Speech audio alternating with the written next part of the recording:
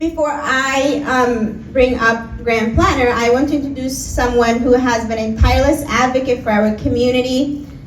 Faisal Khan is a community leader, an activist, and a dear friend. He has spent many years organizing, building relationships, and standing alongside communities across Maine. Please join me in welcoming Faisal Khan.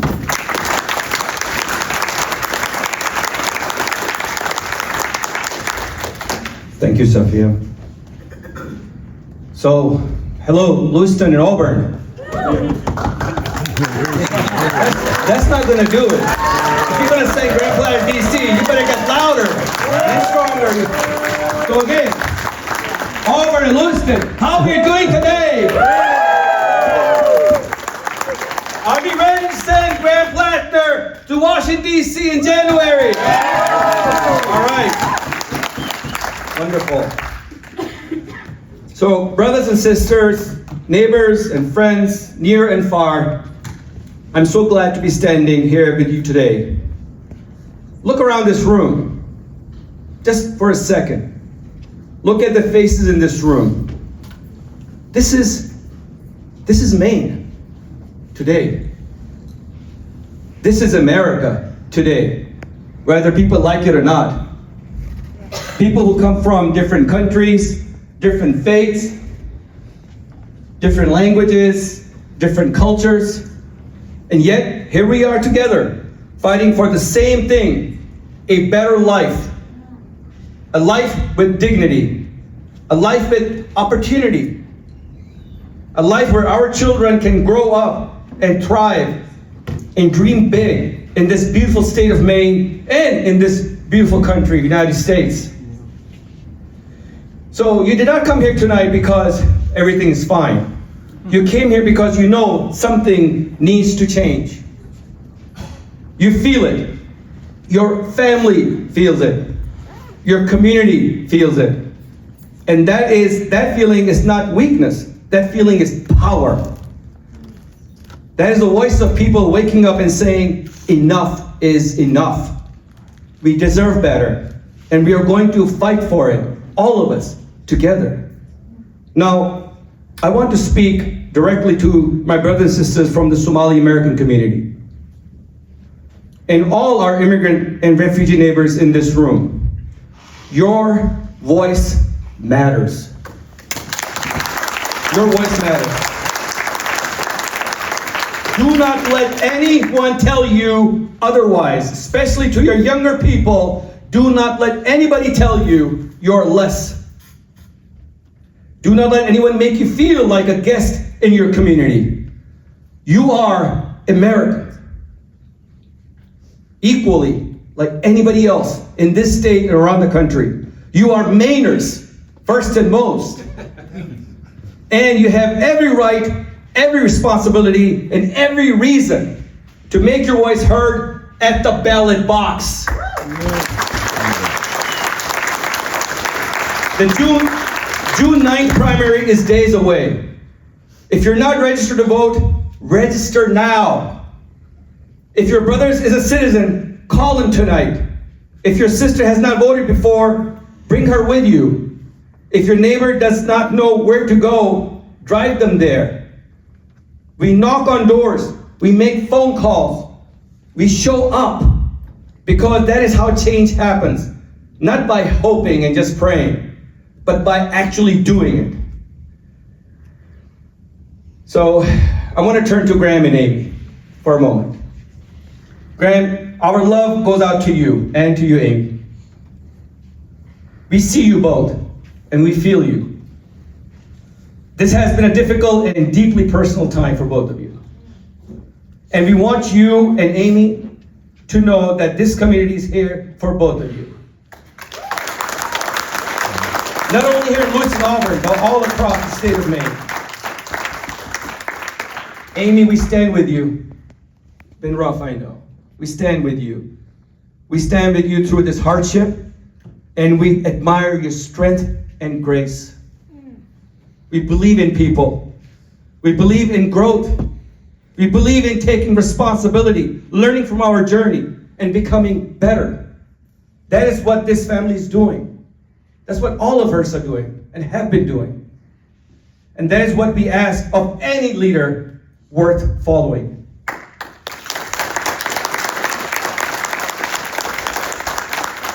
And I will say this plainly. It is shameful that so much of our media here in Maine and all across the country would rather dig into people's personal lives than talk about the real issues that actually affect the families in this room, in this state, and all across America. Like healthcare, housing, education, better roads, the roads that you just drove in, the wages for working people, the dignity and the rights of immigrants and refugees and Somalis. These are the conversations we should be having. These are the fights that really matter.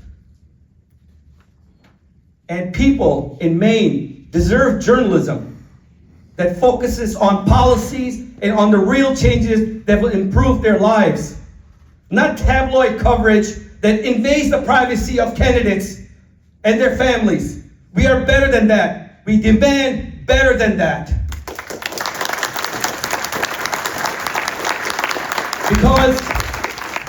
Because what is at stake here is the future of this state and this country.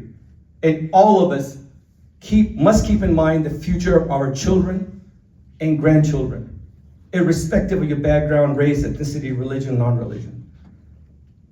Graham Platner is a combat veteran, we know that. He's also an oyster farmer. He's a working man who does not take corporate PAC money and who answers only to people, to us. That is rare nowadays. Not to the powerful, not to the oligarchs, not to Elon Musk, not to Jeff Bezos, but to the people. He's running on a universal health care, affordable housing, and policy that will actually improve the lives of working families in Maine and all across this country, immigrant families, their rights, black and brown communities, LGBTQ communities, women's rights, and everyone who has been left behind for too long, way too long. We come from different backgrounds, different heritage, different faiths, different non-faiths. But this is the beauty of America. We do not erase who we are when we become Americans. We add to this country, we enrich it. We are part of this beautiful mosaic filled with hopes, dreams, and aspirations, and stories, and possibilities. And right now, the mosaic needs warriors like Graham Platner. Not observers, not just speakers, not big oligarchs or politicians pocketing money from interest groups. Warriors, voters like you and me and all of us. Volunteers like you and us. People who knock on the doors and make phone calls and show up for each other. The future of our children is being decided right now. I'm going to end here now. Right now. Because one day, our children are going to grow up and they're going to ask us as adults, what did you do when there was a possibility to bring us a meaningful change? The policy that will shape their lives are being fought right now at this moment. So, let us fight together. Let us vote together. Let us build together. Let's keep fighting the good fight. And now, please welcome the next United States Senator, our great state of Maine, Graham Platner.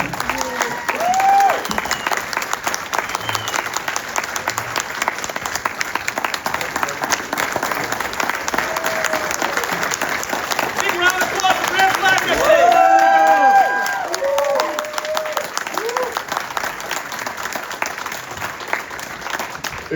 It's always impossible to follow Faisal. This has happened to me on numerous occasions, and I always find myself, I can't bring the energy up that much. I'll do my best.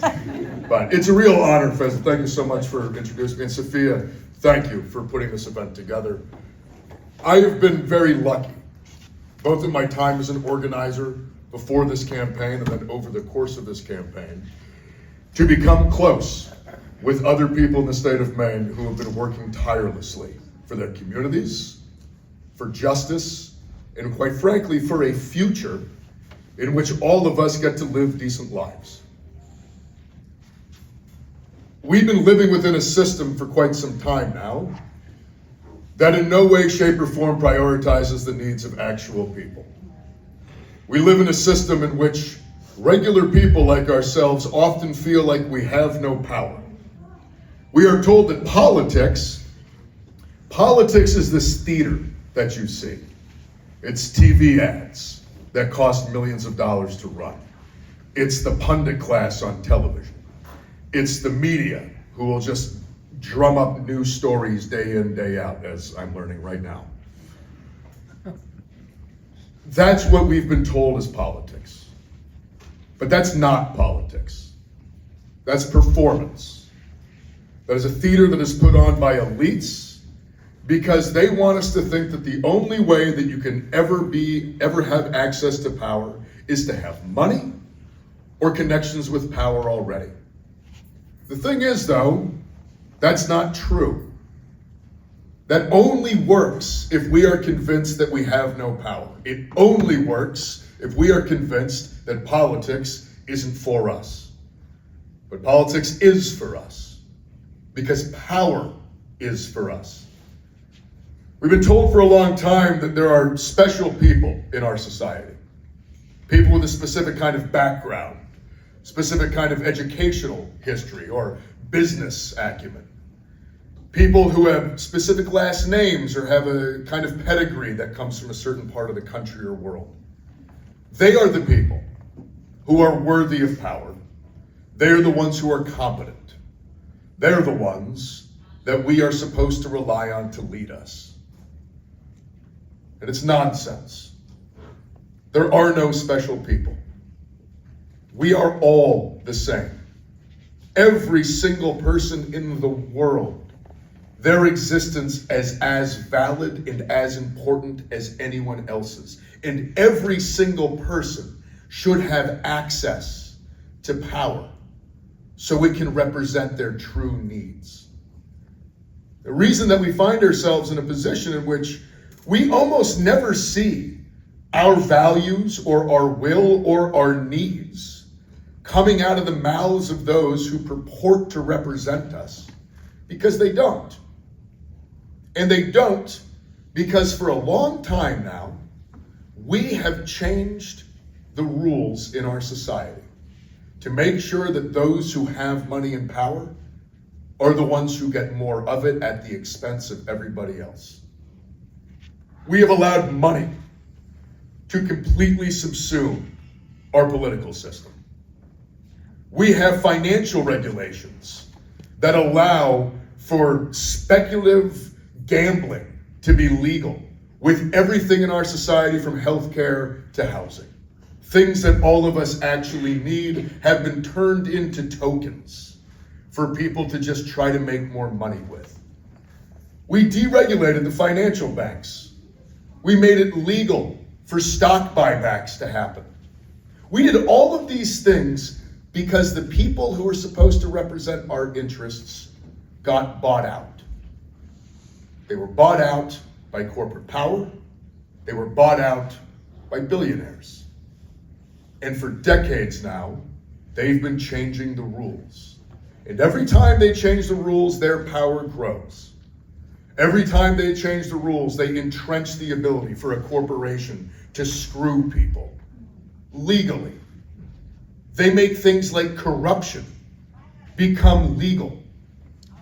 The idea that a senator can trade stocks and bonds in industries they themselves have some form of control over is just legalized theft. But it's legal. And it's legal because people in power have made it legal. What we have to understand, though, is that we do, in fact, have the power to change all of this. When this country was founded in 1776, one of the founding fathers, who's my favorite, who never actually gets counted, is Thomas Paine. Thomas Paine wrote in Common Sense, which was a handout that was going around the nation at the beginning of 1776, when we were wondering if we were actually going to have a revolution against the monarchy, against British rule. And in it, he said the words that we have it in our power to make the world over again. And we did. We did that. But we never finished. We never actually lived up to the revolutionary promise of this country, that all men are in fact created equal, that we are supposed to have access to life, liberty, and the pursuit of happiness, that every single person in this society should be represented by a government that is of the people, by the people, and for the people. In the history of this country has been a story of tension between these two things, between what we claim to be and what we are. It is a story of people fighting doggedly the entire time to have us live up to what we say we are as Americans. Because for every slave owner, there was a slave rebellion. For every Gilded Age oligarch, there were people who invented labor unions and fought in the streets. For every woman denied the right to vote for decades, there were women who were fighting back and organizing, getting the vote eventually. We have never finished the project. And because we never have, we continue to have hypocrisies in our society, where we claim to be a nation of immigrants, who then demonizes immigrants, where we claim to be a nation that wants everyone to be free and equal, while we use policies day in and day out to make sure that some people are treated more equal than others. We continue to say that everyone should be able to live their lives as they see fit, while we continue to target women or LGBTQ people and say that no, but not them. The reason we continue to have these problems is we have not finished the project. And we need to finish it, but we are lucky. We are lucky that as Americans, we have legacies in our past that show us the way forward. Because throughout all of this, the people fighting back against the injustice, against the slavery, the genocide, the oppression, the exploitation, they are the ones that moved us closer. It's never been the institutions. It's never been the politicians. It has always been movements, mass movements of people. And right now, I firmly believe that we are in a moment in American history that looks a lot more like the 1880s or the 1930s or the 1960s than it does the last 40 years. We've entered a time of a politics of power. And power comes from organized money or organized people. And we need to take this opportunity to organize people again. Because down here in the real world, we all have the exact same needs. We all need roofs over our heads. We all need access to decent health care. We all need decent paying jobs that give us enough time off to spend with our families. We all need a society that allows us all to live up to our full potential instead of making us scrape by day in and day out, getting less and less and less every single year while we watch the rich get richer and richer and richer. Here in the state of Maine, we have an opportunity right now. We have an opportunity this year in these upcoming elections, not just to get rid of Susan Collins, although we have to, but to do more than that. We have the opportunity to rebuild the power of people, to rebuild the concept of solidarity and community. Our society requires many of us to be divided around concepts of race, concepts of who's an immigrant and who isn't, who has the right kind of politics and who doesn't, who takes and who benefits. We try to blame each other, and we do it because we have a system that needs us to blame each other.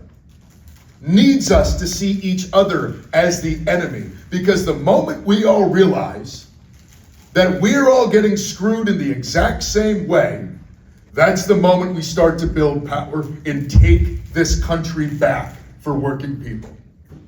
And they don't want us to realize that, but we get to do it. We get to show this country that Mainers of all stripes, of all parties, of all faiths, of all backgrounds, Mainers are realizing that down here in the real world, we've got everything in common with each other. And that our love for each other and our love for our communities, that is where we're going to find the power to win. Oh, yeah.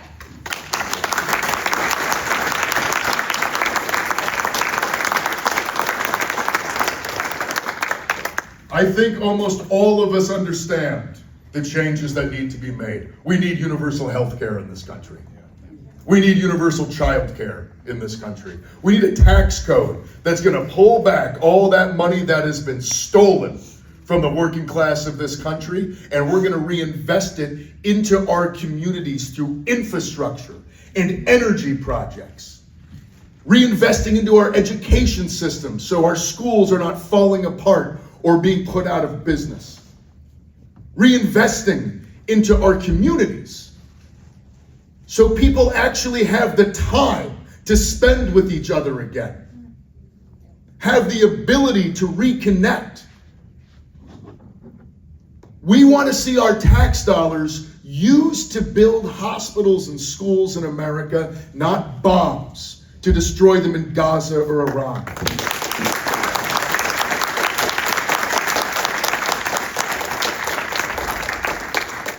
I think all of us know that we need a foreign policy that is built around diplomacy and respecting international institutions, not militarism and violence.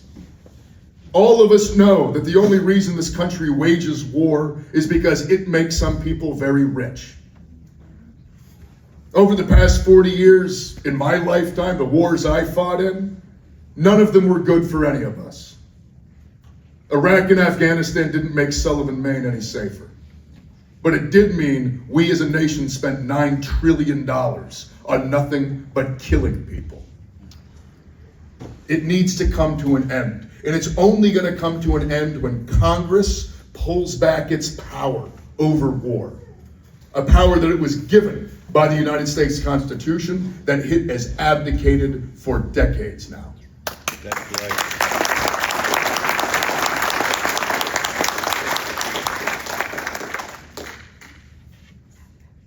Safiya and Faisal are right.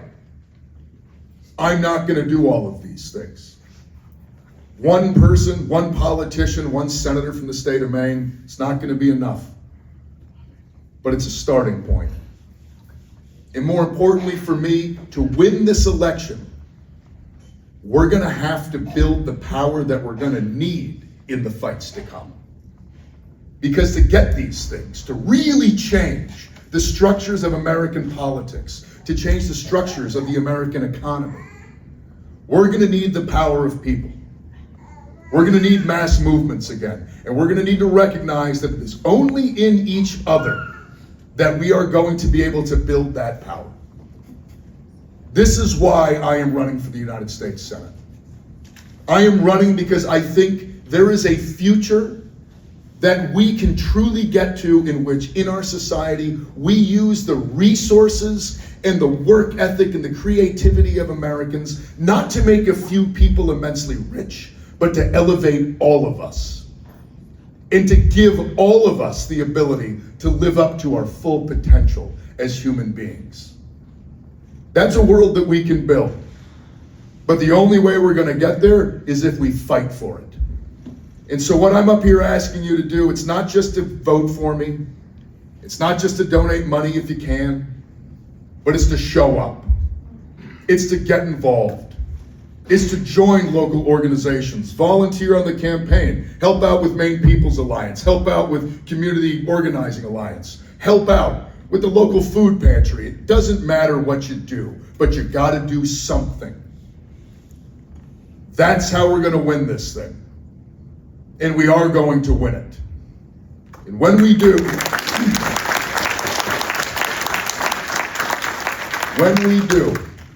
we are going to show the rest of the United States that here in Maine, we have built the blueprint for how to take back American politics.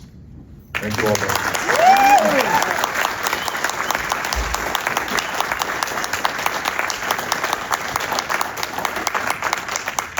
Thank you so much, Graham. I know, I put her on the spot. I'm not from Lewiston, but really it is great to be here. I used to live here, that's true. That's true. I cannot say how thankful we are for you to be here tonight and address our community about your vision, your mission, and what you see for all of us to be achieving in this state, and not only in this state, but also in this country. Marka Somali baan ku hadli doonaa haddana mar labaad. Ifraax waxay inoo sheegtay waxa weeye wax aad u muhiima intaan aan af Soomaali amina Ingiriisida ku hadlin. Fadlan ninkani wuxuu u soo taagan yahay inuu inala saftay innaga, inuu inala maaragtay shaqeeyo. Islaantan 30 sano kursigaa ku fadhiyo, 30 sano wax town hallna may samaynin. Graham, ilaa hadda, how many town halls did you make? Like, she's been here for 30 years. She did not even did one. So. Yeah, she hasn't held a town hall since I was still in middle school. Wala fardan jida hadeerto marka waxa weeye walaalayaal inaynaan ka eegin hal maaragtay ilaynaan wax ku eegno in aynu u eegno wax walba maaragtay housingkeeni inaynu u eegno caafimaadkeeni inaynu u eegno waxbarashadeeni inaynu u aragno ciyaalkeena futurekooda marka aynu iska ilaalino inaynu u footayno oo qofkaas uu jecel yahay inaan u footaynin waa inaynu futurekeena iyo futureka ciyaalkeena aynu u footayno marka June 9th ama June bisha 9keeda please soo baxa hala footeeyo. For the young people, we have a lot of young Somali who can vote in this state and in this city. If you are not registered yet, your life matters.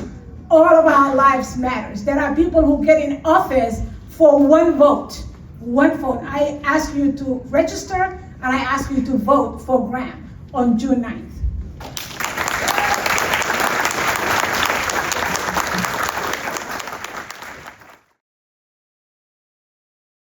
It is not some foundation of American security. We had immigration enforcement before it. We can have immigration enforcement after it. We do not need ICE. It is an agency that has been turned into a political weapon by the Trump administration to terrorize communities and, quite frankly, murder American citizens in the streets. It has been turned into a tool not to enforce immigration law, but merely as a tool of political coercion. And an agency that's been doing that, in my opinion, does not deserve to exist in the future. So, in the short term, I would just say this: I will always, in the Senate, be there to make sure we don't fund it, and that we are constantly working to try to get rid of it entirely. And because I used to carry guns for a living. I was in the United States Marine Corps, the United States Army, and I carried guns for the State Department. I have been in places where organizations that are built around, in many ways, controlled violence, they require an immense amount of discipline and an immense amount of accountability. Those are things that you cannot just invent. And if an agency has a culture in which it has no accountability, and people are essentially incentivized to go out of their way and break the rules, you can't reform that. There's no amount of body cams or extra training that's going to fix that. You need to get rid of it all, and you need to start over entirely. I would also say that in the larger conversation around immigration reform, we are still working on an immigration system that in many ways was built in the late 1960s. It was built for a different world, and we've never changed the underlying structure. And over the years, we've made small changes here and there, but this is one of the reasons why, regardless of what party is in power or who the president is, we still continue to have an immigration system that makes people wait and wait and wait, and also just gets used as a political football generally to use immigrants as a scapegoat. That needs to change. And I think the only way it's going to change is if we, one, rebuild the system itself, but also put money and resources into it. Because what we really need is the administrative system and the court system around immigration to be significantly larger and much better funded. I just met a guy in Portland, I think it was 3 weeks ago, union carpenter. Worked for the same company for 7 years. He's been in the United States for 12 years. Still doesn't have his citizenship. Still doesn't have his citizenship. It's always some dumb little thing, but it's confusion, and all of that is because the immigration system has not been resourced. And we got to be honest with ourselves about why that is. There are people in places of power, there are corporations, there are employers who really benefit from the fact that we have an underclass of people in this country who are not given access to all of the protections they would have if they were full citizens. That's why we did this. It's why we have this system. And nobody ever likes to talk about that. On both sides, both parties, I would say. But truthfully, if we gave everyone who's here an easy pathway to citizenship, because that's what we need to be doing, this idea that we're going to round people up and deport them is not only immoral, they're also doing it right now, and it's clearly not working. It's not actually doing the thing that they claim, but they never wanted it to do the thing they claim. It's just a terror tactic. The future that we have to build around immigration is understanding that in a world that is changing as drastically as this one is, in a future in which climate change is going to really change how people's lives look all around the globe, human beings are going to be on the move. They're going to be on the move because we destroyed the planet. And we can either be humane about that reality, or we can do what we're doing right now. And this, honestly, not only is this immoral, it just doesn't work. It's unrealistic, and it's, frankly, a childish way of viewing immigration. And I very much want to be a strong voice in the United States Senate, pushing policies that are going to get us to a place where coming to this country legally is, in fact, an easy thing to do. And that when you are here, you are given the access to the support networks necessary to allow you to build a good life. Because right now we just don't do that. And then we all sit around and people in power complain about it's not working, and they just try to blame everybody but themselves. But it's their fault. They're the ones that built this thing the way it is right now.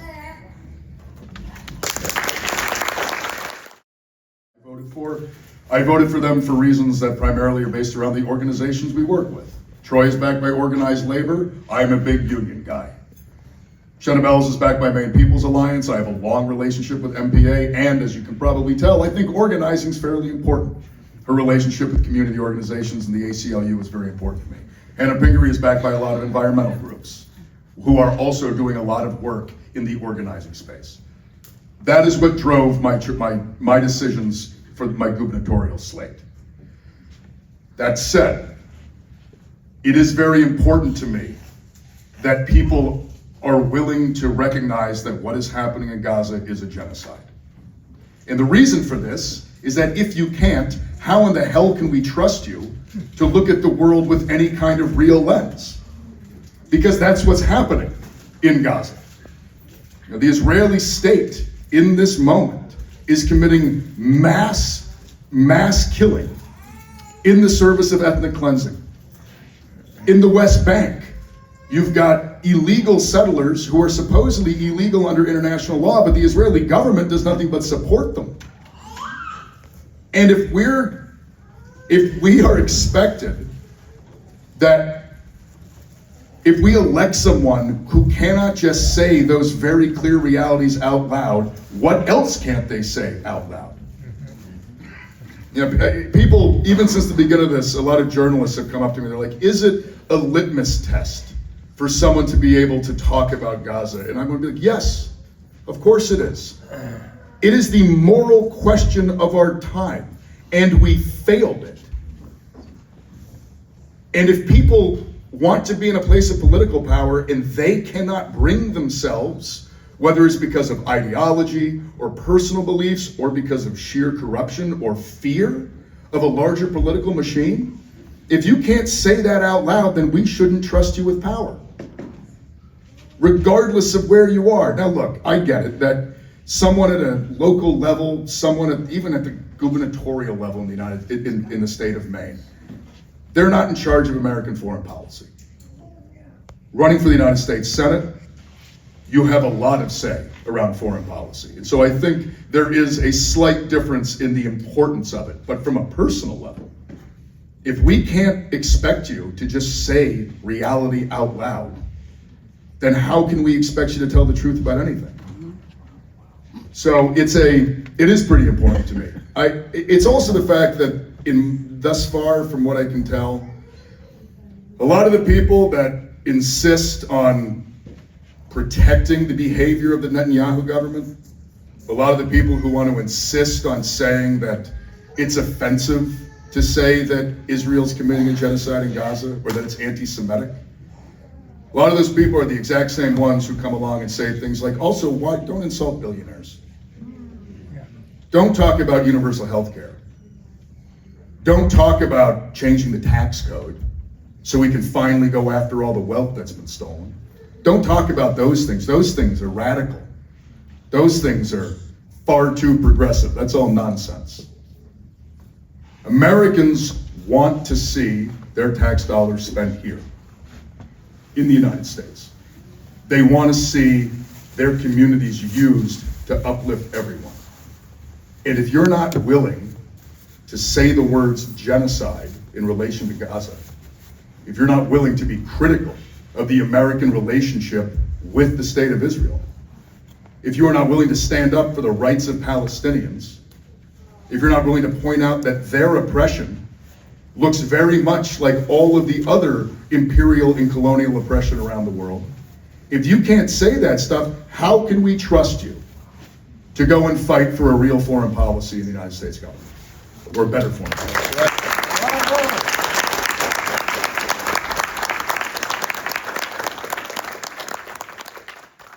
The rise of surveillance capitalism is terrifying. I mean, they're trying to figure out ways to use all of our data against us, whether it's to track our movements, whether it's to impede on our civil rights, or whether it's to bleed us more. Use things like surveillance pricing, where they can find out that your grandmother died last week. And so if you have to fly to Texas for her funeral, we can charge you more for your plane ticket because you're probably just gonna buy it. That kind of stuff exists. Should be against the law, in my opinion. I am incredibly critical and skeptical of any of these tracking technologies, any of these AI technologies that are used to surveil in any way, shape, or form. Whether it's facial recognition, whether it's your spending habits, anything like this. All of it, I think, needs to be heavily regulated. I also very much believe that if someone is going to use your data, whether it's your likeness, whether it's your spending habits, whether it's some kind of profile they invent with you online because they watch all of your behavior, if they're going to use it in any way, you need to give consent. And if they're going to make money off of it, they need to share you in the profits. That's a law that we could pass. There are European countries who have already done this. The framework is already there. And I firmly believe that if we do that, a lot of these fears start to fall apart because the profit motive goes away. If we make it no longer profitable for these companies to do this stuff, they're gonna have to go figure out another way to make money. Now, right now, it's free. For them, there is no cost. They can eat up all of our data, they can put together all of these packages, and they can use all of it to surveil us, to use us. They've figured out how to commodify our existence. When you go on the internet and you are fed things that make you angry, that's because they know you're gonna scroll through more of it, and there's an ad every 5 of those things, and they make money off of it. They've literally figured out how to turn human emotions into a commodity. The way that we end that is through regulation. We need to make that either against the law, or like I said, if they're going to be able to do it, you need to give your consent, and if they make money off of it, you need to be recompensed for part of it. And I firmly believe if we do that, my decisions for my gubernatorial slate.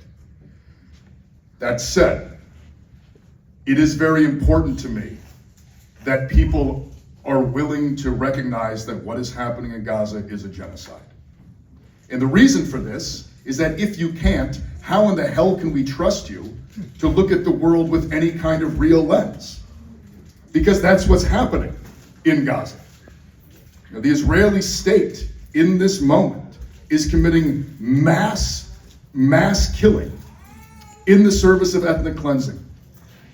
In the West Bank, you've got illegal settlers who are supposedly illegal under international law, but the Israeli government does nothing but support them. And if we are expected that if we elect someone who cannot just say those very clear realities out loud, what else can't they say out loud? You know, people, even since the beginning of this, a lot of journalists have come up to me, they're like, is it a litmus test for someone to be able to talk about Gaza? And I'm going to be like, yes, of course it is. It is the moral question of our time, and we failed it. And if people want to be in a place of political power and they cannot bring themselves, whether it's because of ideology or personal beliefs or because of sheer corruption or fear of a larger political machine, if you can't say that out loud, then we shouldn't trust you with power, regardless of where you are. Now look, I get it that someone at a local level, even at the gubernatorial level in the state of Maine, they're not in charge of American foreign policy. Running for the United States Senate, you have a lot of say around foreign policy. And so I think there is a slight difference in the importance of it. But from a personal level, if we can't expect you to just say reality out loud, then how can we expect you to tell the truth about anything? So it is pretty important to me. It's also the fact that thus far, from what I can tell, a lot of the people that insist on protecting the behavior of the Netanyahu government, a lot of the people who want to insist on saying that it's offensive to say that Israel's committing a genocide in Gaza or that it's anti-Semitic, a lot of those people are the exact same ones who come along and say things like, also, why don't insult billionaires? Don't talk about universal health care. Don't talk about changing the tax code so we can finally go after all the wealth that's been stolen. Don't talk about those things. Those things are radical. Those things are far too progressive. That's all nonsense. Americans want to see their tax dollars spent here in the United States. They want to see their communities used to uplift everyone. And if you're not willing to say the words genocide in relation to Gaza, if you're not willing to be critical of the American relationship with the state of Israel, if you are not willing to stand up for the rights of Palestinians, if you're not willing to point out that their oppression looks very much like all of the other imperial and colonial oppression around the world, if you can't say that stuff, how can we trust you to go and fight for a real foreign policy in the United States government, or a better foreign policy?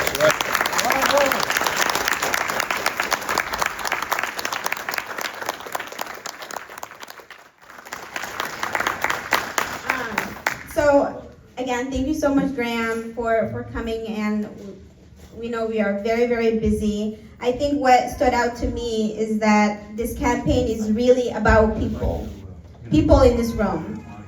It's about the families struggling to afford rent and groceries. It's about young people wondering if they'll ever be able to buy a home. It's about workers who deserve fair wages, good benefits, and the opportunity to build a stable life here in Maine.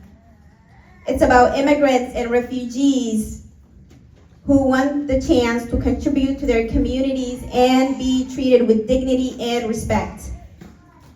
For many of us, this election is about whether we accept politics as usual or whether we choose a different path. It's about whether we believe we can build a state and a country where everyone has a fair shot, where healthcare is accessible, where housing is affordable, and where government is responsible to the people it serves.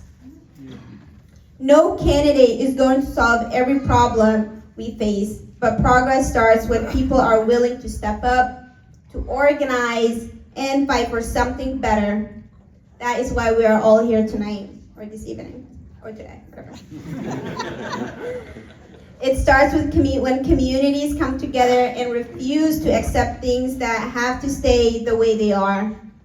Thank you so much, Graham, once again, and thank you all for being here, for caring enough to show up, and for being part of this movement.